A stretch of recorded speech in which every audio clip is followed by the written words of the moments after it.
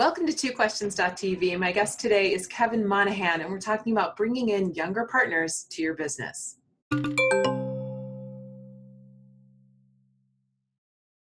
Welcome to twoquestions.tv. I'm Susan Baroncini-Moe.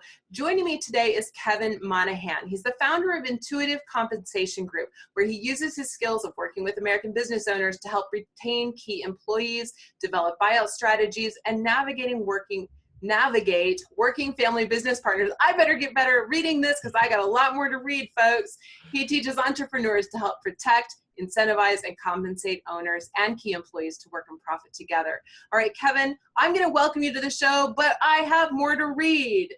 Yay. Audience members, viewers, listeners, I got to read this wonderful bumper, so you stay tuned. The views expressed are those of Kevin Monaghan. The information provided is not intended and should not be construed as specific tax or legal advice. Neither Intuitive Compensation Group nor Kevin Monaghan provides tax or legal advice. You should seek advice from your own tax or legal professional for such guidance.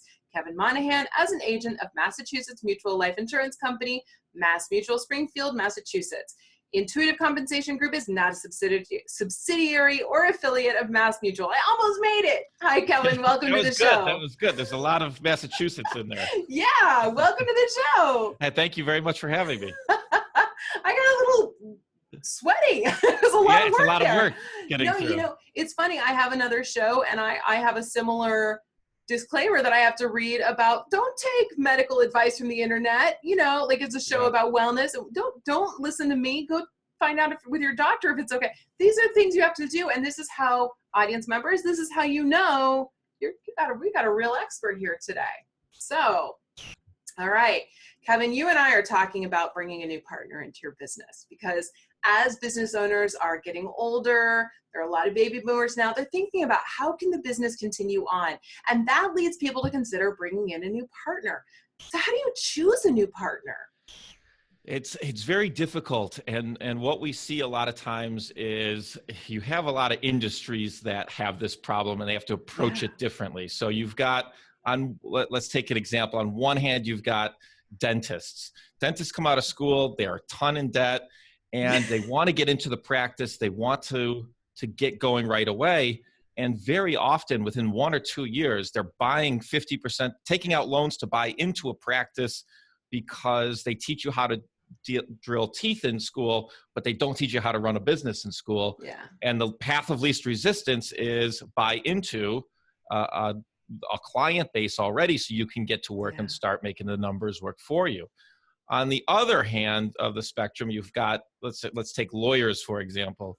Lawyers, their biggest problem is that they can't sell because a young person coming up, once maybe in school, they teach them ego. I don't know what it is versus dentist, but they can't. I don't know. My sister's a dentist. I don't. So once you get an attorney, they go to school and all of a sudden, instead of wanting to buy into a practice, they work for you for 1-2 years and they go, thanks for paying during my entrepreneurial skill set. I'm going to go open my own now.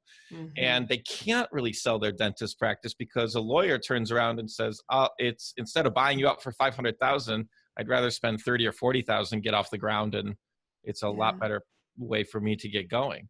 Yeah. So how do you, no matter what business you run, how do you take somebody in and keep them from spinning off with all your knowledge and all of your skill sets that you just taught them how to do, and you put 2-3 years into it. It was finally looking like you were going to run a business, and then boom, they leave to start their own, or they go to a competitor for more money.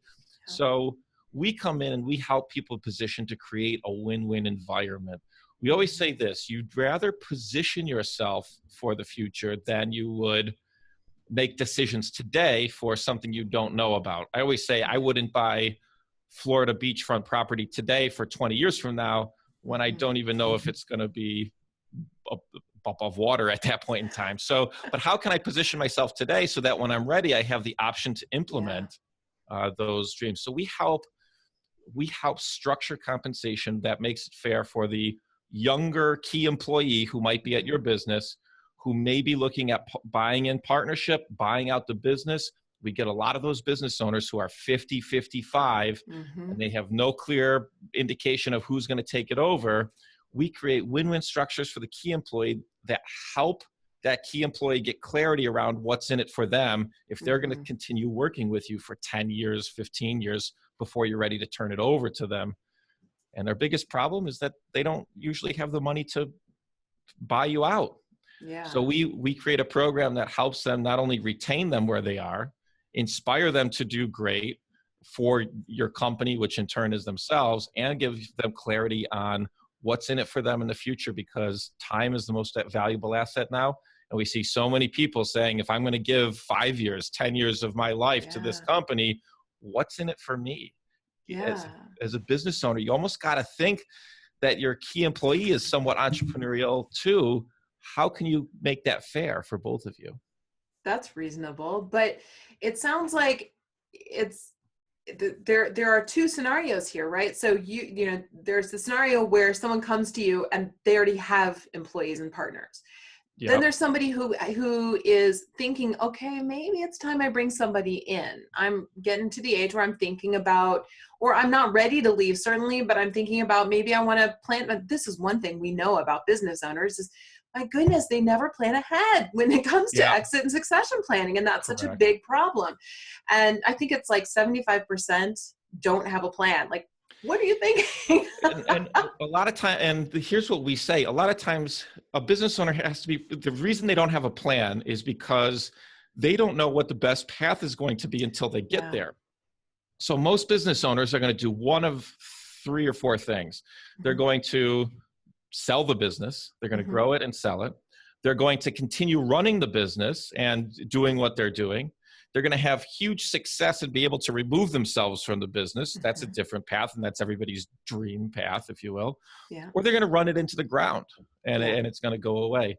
So a lot of times what we do is when we're structuring things for business owners is we give them the confidence to position themselves for whatever scenario may happen. And a lot of times they will move towards that more so than they will to committing to selling it or something else. So a lot of times we're giving them the confidence, whether it's inclusive, and according to your disclosure, I can't comment on tax breaks or not, but whether it's inclusive of other partners or your key employee, whether there's tax breaks in it for you or not, we help people structure something that gives them the confidence to put money behind it so that it's there when you're going to get to that point, and you can still have the flexibility to decide how your exit's going to look. If you're going to keep running it, pass it on. And at the same token, the other partners or the other key employee has clarity on what's in it for them in case you have to make a tough business decision that screws is not a good word, that puts them in a bad position where you have to get rid of them or you don't give it to them. It's still got to be fair for them. And some of this has to do with how you bring people into your business, how you hire key employees. And so how do you do that the right way? Even if, I mean, you're bringing someone in brand new, how do you know they're going to be a key employee? How do you know they're going to be the right fit? Right. So I would say 75% of the time when we're looking at structuring something, they've worked together for a year or 2 and already have a good sense of it.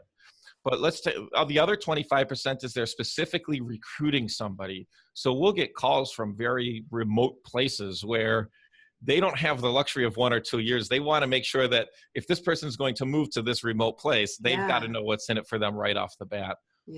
I always use the story of Jim Harbaugh as a national example for a recruitment story, if you will. So Jim Harbaugh, if you're a football fan, from the University of Michigan, he was at the San Francisco 49ers. He took a non-performing team and in 2-3 years turned them into a playoff contender. That's a very valuable skill set for a key employee or a coach. So they didn't have anything to retain him, so he left for another opportunity, and he did so with the University of Michigan. The University of Michigan was pretty smart in their compensation structure. The cool thing about University of Michigan is they can't offer him equity. So that's off the table for them because you can't really own a university. I haven't seen it yet, or I'm not aware of it if you can. Not that kind of university anyway. Right. So what they did was they said this: if we're going to recruit a person who is known for doing this at other companies, we've got to make this fair for both sides. So no small business wants to overpay, just like no university wants to overpay a coach.